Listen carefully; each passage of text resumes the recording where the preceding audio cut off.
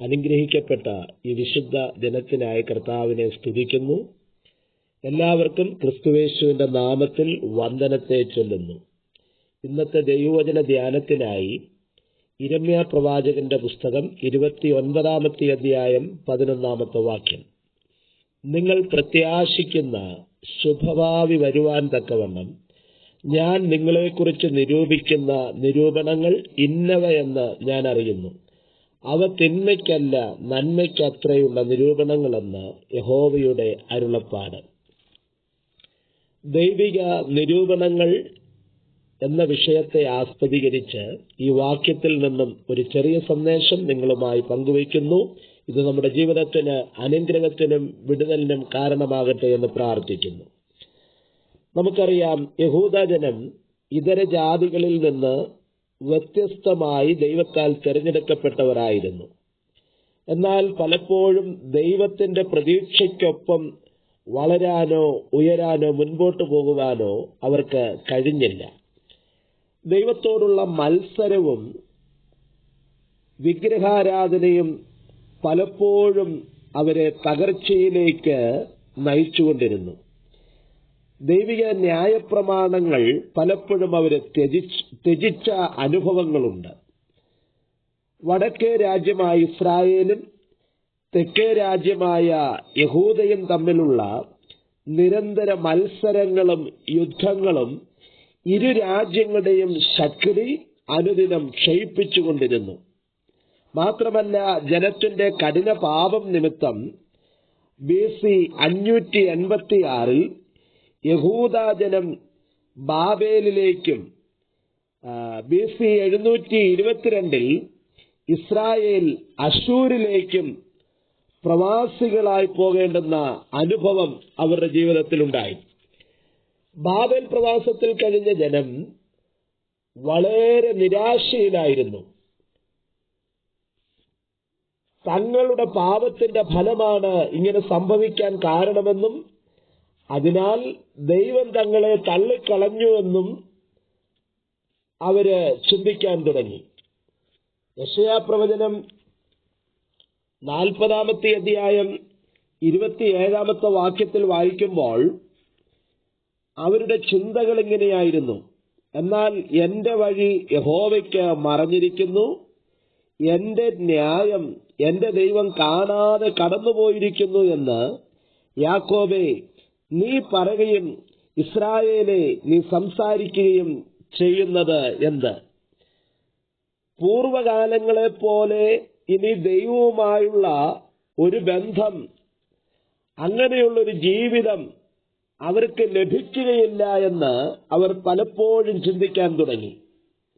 അവരുടെ വഴികൾ യഹോവയ്ക്ക് മറഞ്ഞിരിക്കുകയാണ്. എന്റെ ന്യായം ഇനി ദൈവം കാണാതിരിക്കുന്നു എന്നുള്ള ചിന്തകൾ അവരെ അലട്ടി. മാത്രമല്ല, 137-ാം സങ്കീർത്തനത്തിൽ അവർ പറയാ, ബാബേൽ നദികളുടെ തീരത്ത് ഞങ്ങളിരുന്നു, സിയോനെ ഓർത്തപ്പോൾ ഞങ്ങൾ കരഞ്ഞു. 4-ാമത്തെ വാക്യത്തിൽ ഞങ്ങൾ യഹോവയുടെ ഗീതം അന്യദേശത്ത് പാടുന്നതെങ്ങനെ? യെരൂശലേമേ നിന്നെ ഞാൻ മറക്കുന്നു എങ്കിൽ എന്റെ വലങ്കൈ മറന്നുപോകട്ടെ. ഇങ്ങനെ പൂർവകാല അനുഭവങ്ങളെ, ആ ഒരു മടങ്ങിവരവ് അവർക്കുണ്ടാകുമെന്ന് അവർ വിശ്വസിക്കുന്നില്ല, അവർ കരുതുന്നില്ല. അങ്ങനെയുള്ള ചിന്തകൾ അവരെ കൂടുതൽ കൂടുതൽ അസ്വസ്ഥരാക്കാൻ തുടങ്ങി. മാത്രമല്ല, ഇങ്ങനെയുള്ള സാഹചര്യത്തിലേക്ക്, ഈ പീഡനത്തിലേക്ക്, ഈ പ്രവാസത്തിലേക്ക് തങ്ങളെ നയിച്ച ദൈവത്തെയും അവരെ ബന്ധിച്ചുകൊണ്ടുപോയ ബാബിലോൺകാരെയും അവർ നിത്യം കുറ്റം ചുമത്താൻ തുടങ്ങി. ഈ സമയങ്ങളിൽ ഇസ്രായേൽ ജനത്തിന്റെ അല്ലെങ്കിൽ യഹൂദജനത്തിന്റെ ഇടയിലുണ്ടായിരുന്ന ചില പ്രവാചകന്മാരും പ്രശ്നക്കാരും അവരുടെ നടുവിൽ എഴുന്നേറ്റ് നിന്ന് പ്രവചിക്കാൻ തുടങ്ങി. യിരെമ്യാ പ്രവചനം 29-ാമത്തെ അധ്യായം 8-9 വാക്യങ്ങൾ ഇസ്രായേലിന്റെ ദൈവമായ സൈന്യങ്ങളുടെ യഹോവ ഇപ്രകാരം അരുളിച്ചെയ്യുന്നു, നിങ്ങളുടെ ഇടയിലുള്ള നിങ്ങളുടെ പ്രവാചകന്മാരും പ്രശ്നക്കാരും നിങ്ങളെ ചതിക്കരുത്. നിങ്ങൾ കാണുന്ന സ്വപ്നങ്ങളെ കൂട്ടാക്കരുത്. അവരെന്റെ നാമത്തിൽ നിങ്ങളോട് ഭോഷ്ക് പ്രവചിക്കുന്നു. ഞാൻ അവരെ അയച്ചിട്ടില്ല എന്ന് യഹോവയുടെ അരുളപ്പാട്. അവരെന്താ പ്രവചിച്ചത്? ഉടൻ ബാബേലിലെ പ്രവാസം അവസാനിക്കുമെന്നും സ്വദേശത്തേക്ക് മടങ്ങിപ്പോകാൻ താമസം വിനാ കഴിയുമെന്നൊക്കെയുള്ള ആശ ജനത്തിൽ കുത്തിവെച്ച് അവർ ഭോഷ്ക് പ്രവചിക്കുകയാണ്.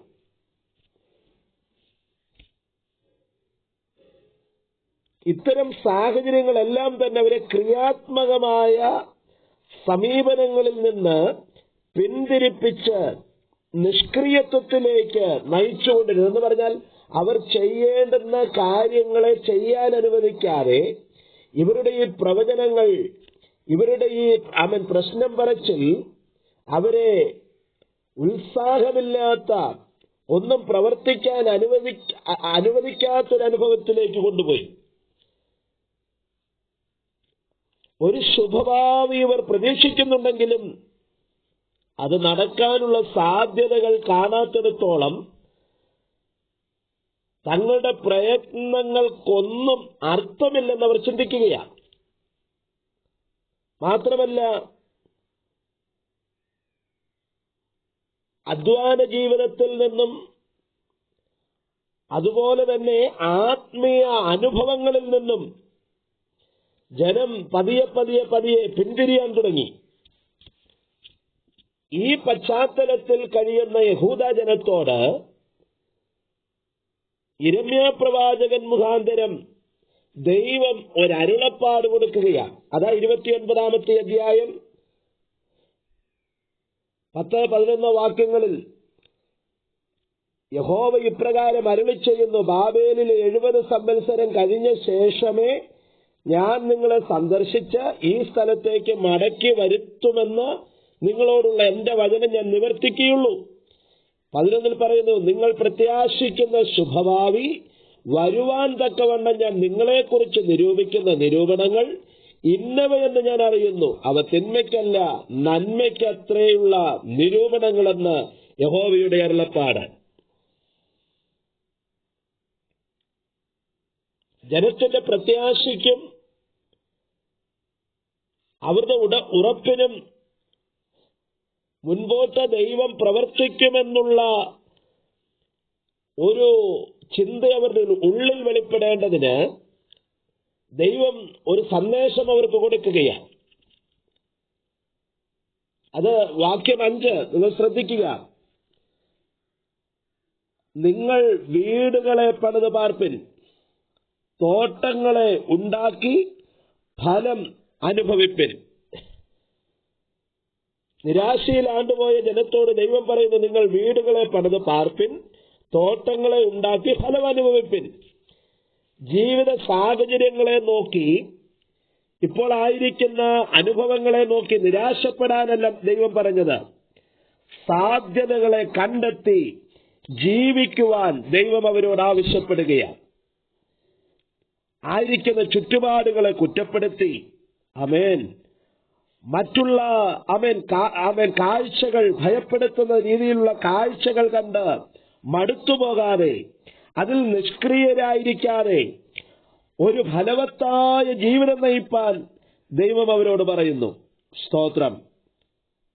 അതിന് ഇപ്പോഴത്തെ നമ്മുടെ സമീപന രീതി മാറ്റി ക്രിയാത്മകമായി കാര്യങ്ങളെ നേരിടുവാൻ ദൈവം അവരെ ഉപദേശിക്കുകയാണ്. ഹല്ലേലൂയ.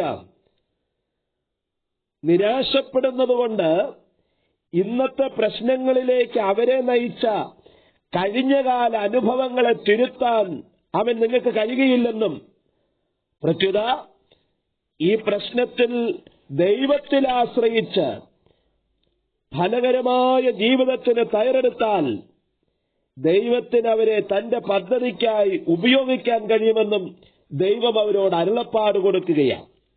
അതുകൊണ്ട് ക്രിയാത്മകമായ സമീപനം ഇത്തരണത്തിൽ ആമേൻ എടുക്കുവാൻ പുലർത്തുവാൻ ദൈവം ആവശ്യപ്പെടുന്നു. നമ്മുടെ ക്രിസ്തീയ ജീവിതത്തിലെ കൈപ്പേറിയതും വേദനാജനകവുമായ സാഹചര്യങ്ങളിൽ നാം നിരാശയോടെ ഭാരത്തോടെ ഇത്രയൊക്കെ മതിയെന്ന് ചിന്തിച്ച് നിഷ്ക്രിയരായി കഴിയുന്ന അനുഭവങ്ങളിൽ നിന്ന് പുറത്തു വരുവാൻ, അതിൽ നിന്നൊന്ന് ഉണരുവാൻ പരിശുദ്ധാത്മാവ് നമ്മെ ഇന്ന് പകല് ഉത്ബോധിപ്പിക്കുകയാണ്. ഉറങ്ങുന്നവനെ ഉണർന്ന മരിച്ചവരുടെ ഇടയിൽ നിന്ന് എഴുന്നേൽക്കാം, എന്നാൽ ക്രിസ്തു നിന്റെ മേൽ പ്രകാശിക്കും. മുന്നോട്ടു പോകുന്നതിൽ വലിയ അർത്ഥമില്ലെന്ന് ഈ അവസ്ഥയിൽ അവർ കരുതി. ഇപ്പോൾ അവരുടെ പരിമിതികളിൽ ഒതുങ്ങിക്കൂടാൻ താല്പര്യപ്പെടുകയാണ്. എന്നാൽ പരിശുദ്ധാത്മാവ് ആഗ്രഹിക്കുന്നു നാം വളർന്ന് ദൈവിക പദ്ധതിയിലേക്ക് മുന്നേറുവാൻ ദൈവത്തിന്റെ പരിശുദ്ധാത്മാവ് നമ്മെക്കുറിച്ച് ആഗ്രഹിക്കുന്നു. ഒരുപക്ഷെ നാം ആയിരിക്കുന്ന സാഹചര്യങ്ങളിൽ മതിയെന്ന് പറഞ്ഞ് തൃപ്തിപ്പെടാനാണ് നമ്മുടെ ആഗ്രഹമെങ്കിൽ നാം പരാജയപ്പെടുമെന്നുള്ളത് മറന്നുപോകരുത്. ദൈവിക പദ്ധതികൾ ഇന്ന് പകരം നമ്മുടെ മനസ്സുകളിൽ ആമേൻ തട്ടി ഉണർത്തുവാൻ നാം താല്പര്യപ്പെടുക. നമുക്കറിയാം, പുറപ്പാട് പുസ്തകം 3-ാമത്തെ അധ്യായം 11-4 അധ്യായമൊക്കെ പഠിക്കുമ്പോൾ മോശ അമ്മായപ്പനായ യിത്രോവിന്റെ ആടുകളെ മേയിച്ച് നടക്കുകയാണ്. ദൈവത്തിന്റെ കാഴ്ചപ്പാട് അവൻ ഇസ്രായേൽ ജനത്തിന്റെ തലവനായി മാറണം, അവരുടെ വീണ്ടെടുപ്പുകാരനായി മാറണം. ആ ജനത്തെ മിസ്രയീമിൽ നിന്ന്, ഫറവോന്റെ കീഴിൽ നിന്ന് വിടുവിച്ച് അവൻ പുറത്തു കൊണ്ടുവരണം, വാഗ്ദത്തങ്ങളിൽ അവരെ എത്തിക്കണം. എന്നാൽ മോശയുടെ ചിന്ത ഇപ്പോൾ ആയിരിക്കുന്ന ആ സാഹചര്യത്തിന്റെ അകത്ത് ആടുകളെ മേയിച്ച മരുഭൂമിയിൽ ഒതുങ്ങിപ്പോകാമെന്നുള്ളൊരു ചിന്തയാണ്. 3:11 വായിക്കുന്നു, മോശ ദൈവത്തോട് ഫറവോന്റെ അടുക്കൽ പോകുവാനും ഇസ്രായേൽ മക്കളെ മിസ്രയീമിൽ നിന്ന് പുറപ്പെടുവിപ്പാനും ഞാൻ എന്തുമാത്രമുള്ളൂ. 4:10 വായിക്കുന്നു, മോശ യഹോവയോട്, കർത്താവേ, മുമ്പേ തന്നെയും നീ അടിയനോട് സംസാരിച്ച ശേഷവും ഞാൻ വാക്സാമർഥ്യമുള്ളവനല്ല, ഞാൻ വിക്കനും തടിച്ച നാവുള്ളവനുമാകുന്നു. 4:13 പറയുകയാ, എന്നാൽ അവൻ, കർത്താവേ, നിനക്ക് ബോധിച്ച മറ്റേ ആരെങ്കിലും അയക്കണമേ. ദൈവിക പദ്ധതികളിൽ എത്താൻ ആഗ്രഹിക്കാതെ അവൻ മാറിപ്പോകുന്ന ഒരു അനുഭവം നാം മോശയിൽ കാണുകയാണ്. ദൈവിക പദ്ധതിയിൽ ഇന്ന് പകല് നാം സഞ്ചരിക്കാൻ, ചലിക്കാൻ താല്പര്യപ്പെടുന്നുവെങ്കിൽ നാം ആയിരിക്കുന്ന ഞെരുക്കത്തിൽ നിന്ന്, പ്രതികൂലത്തിൽ നിന്ന് ദൈവം നമ്മെ മുന്നോട്ട് കൈപിടിച്ച് നടത്തുക തന്നെ ചെയ്യും. സ്തോത്രം. നമുക്കറിയാം, യേഹൂവിനെ രാജാവായും എലീശായെ പ്രവാചകനായും അഭിഷേകം ചെയ്ത ഏലിയാവിനെ കുറിച്ചുള്ള ദൈവത്തിന്റെ ആഗ്രഹം എന്താ? ഇവരെ അഭിഷേകം ചെയ്ത ശേഷം ആമേൻ യേഹൂവിനെ രാജാവായും എലീശയെ പ്രവാചകനായും അഭിഷേകം ചെയ്ത ശേഷം ദൈവത്തിന്റെ ആഗ്രഹം ഏലിയാവിനെ അഗ്നിരഥത്തിൽ സ്വർഗത്തിലേക്ക് എടുക്കണം. അത് ദൈവം ഒരുക്കിയ പദ്ധതി. എന്നാൽ 1 രാജാക്കന്മാർ 19:4 ചൂരച്ചെടിയുടെ തണലിൽ പോയി കിടന്നുകൊണ്ട്, മതി കർത്താവേ മതി, എന്റെ പിതാക്കന്മാരെക്കാൾ ഞാൻ ഒട്ടും നല്ലവനല്ല, അവിടെ കിടന്ന് മരിക്കാൻ, സ്തോത്രം, ഇവിടെ കിടന്ന് മരിച്ചാൽ മതി, അങ്ങനെ ഒതുങ്ങാൻ ആഗ്രഹിക്കുന്ന ഒരു ഏലിയാവിനെ നാം കാണുകയാണ്. ഈ ചിന്തകൾ നമ്മുടെ ഉത്തരവാദിത്തങ്ങളിൽ നിന്നും നമ്മെ പിന്തിരിപ്പിച്ചു കൊണ്ടുപോകും. അതുകൊണ്ട് സ്വന്തം പരിമിതികൾക്കപ്പുറത്ത് ഇനിയും വളരണമെന്ന ആഗ്രഹം നമ്മുടെ ഉള്ളിലുണ്ടാകുമ്പോൾ ദൈവം നമ്മെ ശക്തീകരിച്ച് ഫലകരമായ അനുഭവത്തിൽ പ്രവർത്തിപ്പാൻ ആമേൻ, നമുക്ക് ദൈവം ശക്തിയും ബലവും നൽകിത്തരും. ഒരു അധികാരം നമ്മിൽ കൈമാറും. രണ്ടാമത്തെ ചിന്ത, യിരെമ്യാ പ്രവചനം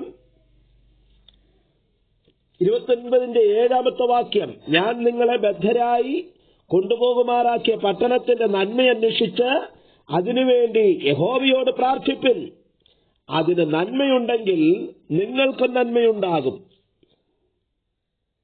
അവരെ പ്രവാസത്തിലേക്ക് നയിച്ച ബാബേൽ ജനതയോട് വിരോധമായി പകയോ പിണക്കമോ വെച്ചു പുലർത്താതെ ആ ജനത്തിനു വേണ്ടി, ആ ദേശത്തിനു വേണ്ടി പ്രാർത്ഥിക്കാൻ ദൈവം ആവശ്യപ്പെടുകയാണ്.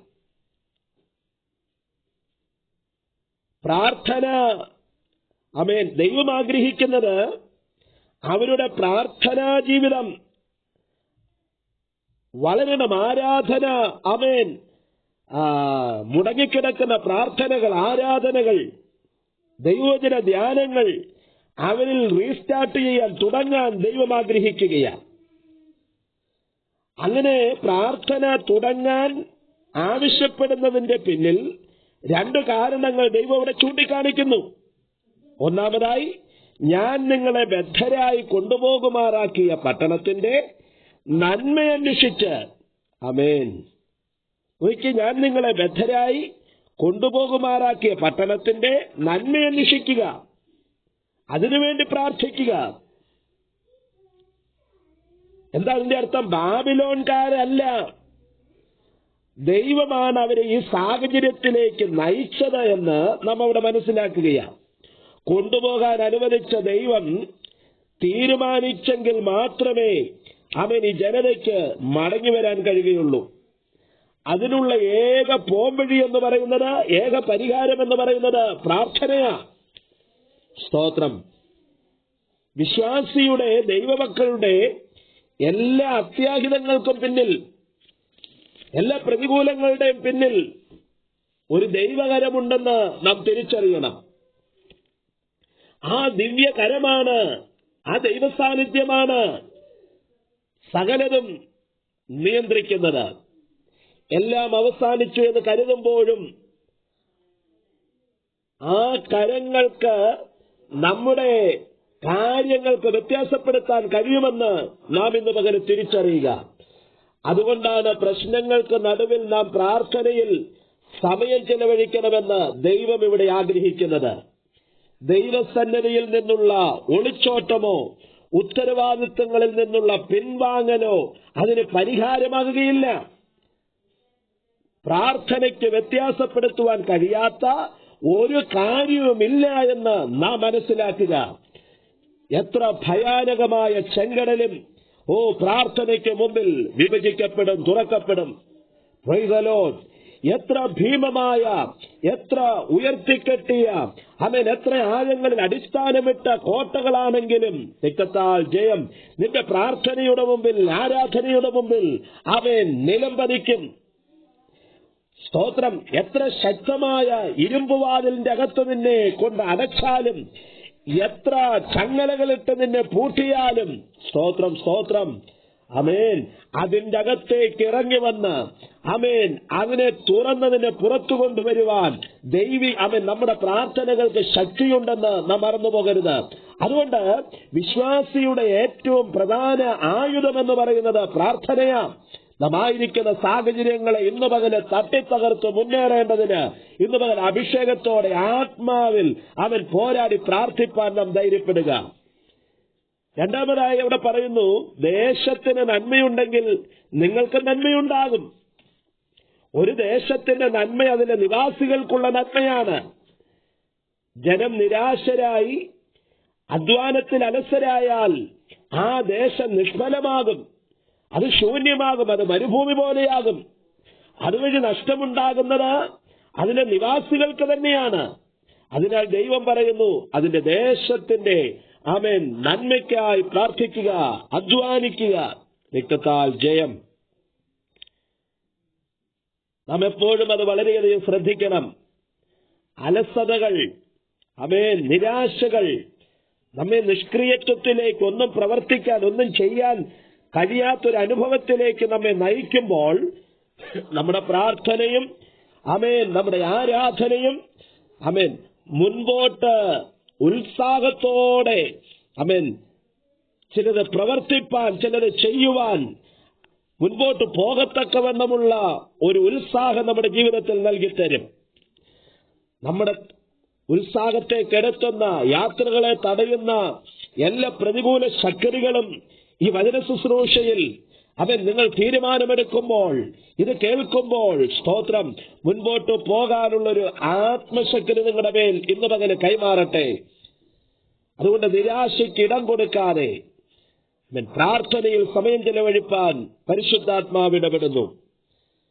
അങ്ങനെ ചെയ്യുമ്പോൾ നാം നിൽക്കുന്ന ഇടങ്ങളിൽ ഒരു വ്യത്യാസം, ഒരു അഭിവൃദ്ധി ദൈവം നമുക്ക് നൽകിത്തരും.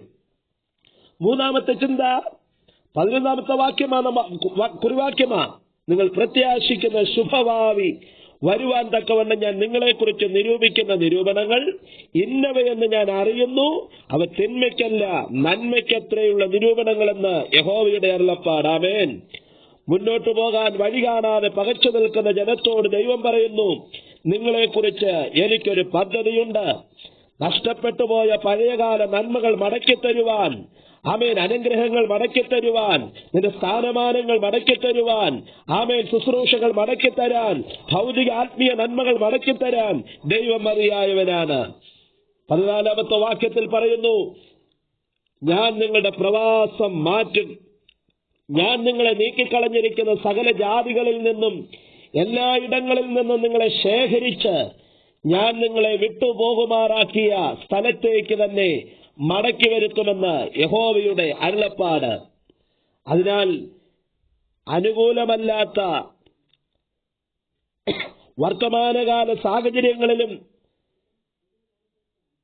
ഈ പ്രതികൂലത്തിന്റെ നടുവിൽ, പ്രശ്നത്തിന്റെ നടുവിൽ പ്രത്യാശയോടെ ജീവിപ്പാൻ ദൈവം നമ്മെക്കുറിച്ച് ആഗ്രഹിക്കുന്നു. പ്രത്യാശയോടെ ജീവിക്കണമെങ്കിൽ നാം രണ്ട് കാര്യങ്ങൾ ഇന്ന് പകല് തിരിച്ചറിയണം. എന്താണ്? ഒന്നാമത്തെ ഭാഗത്ത് പറയുന്നു, ദൈവത്തിന് അവരെക്കുറിച്ച് ഒരു നിരൂപണം ഉണ്ട്. ഇപ്പോൾ യഹൂദാജനം അനുഭവിക്കുന്നതൊക്കെ ഒരുപക്ഷെ അവരുടെ ദൃഷ്ടിയിൽ തിന്മയെന്ന് തോന്നിയേക്കാം. എന്നാൽ അവയെല്ലാം അവരുടെ നന്മയ്ക്കായുള്ള ദൈവ പദ്ധതിയാക്കി മാറ്റാൻ ദൈവപദ്ധതിയാണെന്ന്, ആമേൻ, അത് ദൈവത്തിന് അവരെക്കുറിച്ചൊരു നിർണയമുണ്ടെന്ന് മനസ്സിലാക്കത്തക്കവണ്ണമുള്ളൊരു അനുഭവത്തിലേക്ക് അവരെ നയിക്കുമെന്ന് പരിശുദ്ധാത്മാവ് ഇവിടെ ഇടപെടുകയാണ്. നമ്മുടെയും ജീവിതത്തിൽ ദോഷമെന്ന് നമുക്ക് തോന്നുന്ന സകലരും നന്മയ്ക്കാക്കി തീർക്കുവാൻ ദൈവം മതിയായവനാണ്. റോമാലേഖനം 8-ാമത്തെ അധ്യായം 28-ാമത്തെ വാക്യത്തിൽ നാം വായിക്കുന്നു, എന്നാൽ ദൈവത്തെ സ്നേഹിക്കുന്നവർക്ക്, നിർണയപ്രകാരം വിളിക്കപ്പെട്ടവർക്ക് തന്നെ സകലവും നന്മയ്ക്കായി കൂടി വ്യാപരിക്കുന്നു എന്ന് നാം അറിയുന്നു. യേശുവിന്റെ അധികാരമുള്ള നാമത്തിൽ സകലരും നന്മയ്ക്കാക്കി തീർക്കുന്ന നല്ലൊരു ദൈവം നമ്മോട് കൂടെയുണ്ട്. നമുക്ക് വേണ്ടി ഉള്ള ദൈവത്തിന്റെ വിചാരങ്ങൾ അതിന്ന് നാം നേരിടുന്ന പ്രതിസന്ധികളെ തരണം ചെയ്യാൻ നമുക്ക് കരുത്തു തരും, നമ്മെ ശക്തീകരിക്കുമെന്ന് ആത്മാവിടപെടുകയാണ്. നമ്മെക്കുറിച്ചുള്ള ദൈവിക നിരൂപണങ്ങളെല്ലാം തന്നെ നന്മയാക്കി ദൈവം മാറ്റും. 139-ാം സങ്കീർത്തനത്തിൽ നാം വായിക്കുന്നത്, ദൈവമേ, നിന്റെ വിചാരങ്ങൾ എനിക്ക് എത്ര ഹനമായവ. നിന്നെക്കുറിച്ചുള്ള ദൈവത്തിന്റെ വിചാരങ്ങൾ, നിന്റെ ഭാവിയെക്കുറിച്ച്, ഭവനത്തെക്കുറിച്ച്, ശുശ്രൂഷയെക്കുറിച്ച്, ആമേൻ, കുടുംബജീവിതത്തെക്കുറിച്ച്, തലമുറയെക്കുറിച്ചുള്ള ദൈവിക നിരൂപണങ്ങൾ ചെറുതല്ല. ആകാശം ഭൂമിക്ക് മീതെ ഉയർന്നിരിക്കുന്നത് പോലെ, ആമേൻ, ദൈവത്തിന്റെ വിചാരങ്ങൾ ഉന്നതമാണ്, ഉയർന്നതാണെന്ന് ഇന്ന് പകല് മനസ്സിലാക്കുക. രണ്ടാമത്തെ കാര്യം,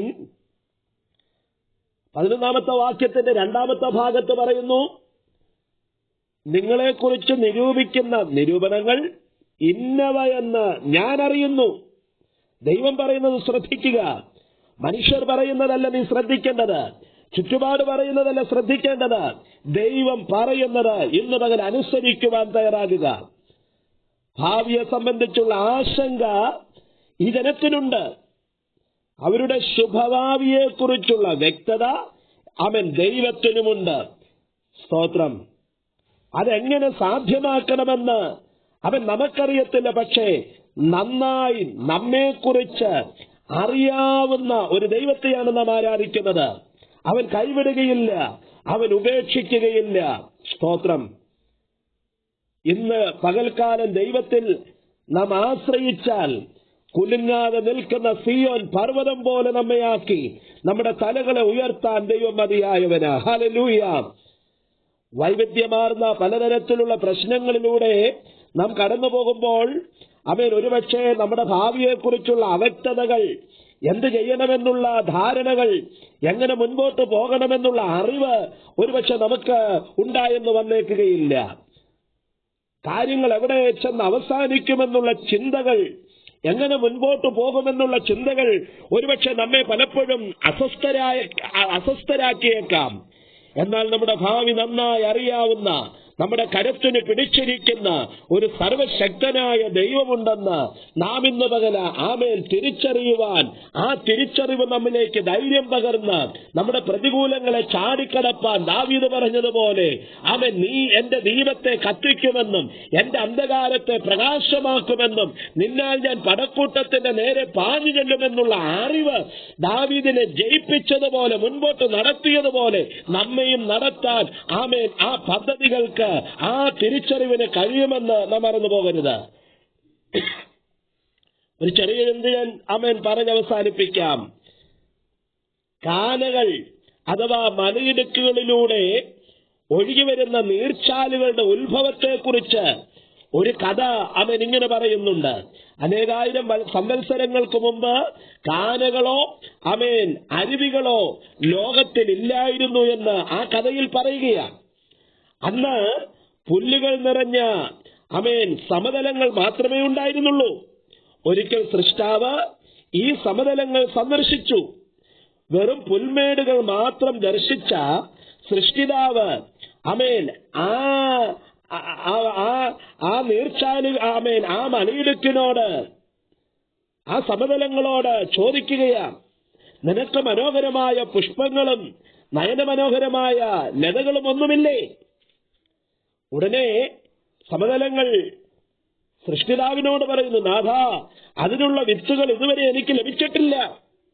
സമതലം വിനയത്തോടെ മറുപടി പറഞ്ഞു. ഉടൻ സൃഷ്ടിതാവ് വിളിച്ചു പറയുന്നു, ലോകത്തിൽ ലഭ്യമാകുന്ന എല്ലാ ചെടികളുടെയും വിത്തുകൾ ഇവിടെ വിതയ്ക്കപ്പെടട്ടെ. അവന്റെ കൽപ്പനയിൽ അത് സംഭവിച്ചു. ചില നാളുകൾക്ക് ശേഷം ആ സമതലങ്ങൾ സൃഷ്ടിതാവ് വീണ്ടും സന്ദർശിക്കാൻ തുടങ്ങി. പക്ഷെ യാതൊരു വ്യത്യാസവും അവിടെ കാണുന്നില്ല. പഴയതുപോലെ തന്നെ വെറും സമതലമായിട്ട് ആ ഇടം കിടക്കുകയാണ്. ഉടനെ സൃഷ്ടിതാവ് സമതലങ്ങളോട് ചോദിച്ചു, എവിടെ ഞാൻ നിന്നിൽ പുഷ്പിക്കുവാൻ, ഫലങ്ങൾ പുറപ്പെടുവിക്കുവാൻ തന്ന ചെടികൾ, ആ വിത്തുകൾ എവിടെ? ഉടനെ സമതലങ്ങൾ പറഞ്ഞു, നാഥാ, വിത്തുകൾ കിളിർത്തുവന്നെങ്കിലും സൂര്യന്റെ ഉഗ്രമായ ചൂട് ഇവിടെ പതിക്കുന്നതുകൊണ്ട് അതെല്ലാം കരിഞ്ഞുണങ്ങിപ്പോയി. സങ്കടത്തോടെ ഈ കാര്യം സൃഷ്ടിതാവിനോട് സമതലം അറിയിച്ചപ്പോൾ ആർദ്രത തോന്നിയ സൃഷ്ടിതാവ് ആ പ്രശ്നത്തിന് പരിഹാരം കാണേണ്ടതിന് മിന്നലിനോട് കൽപ്പിച്ചു എന്ന കഥയിൽ പറയുന്നു.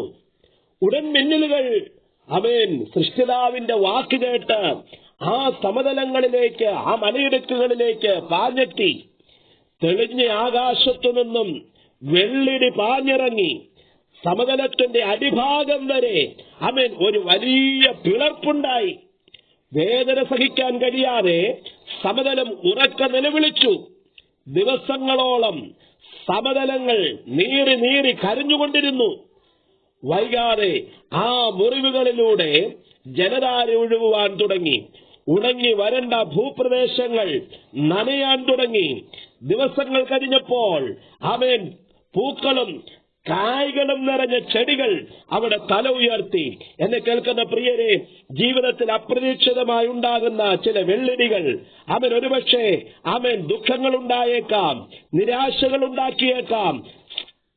ആ വേദനകൾ നമുക്ക് സഹിക്കാൻ കഴിയുന്നതിനും അധികമാകാം.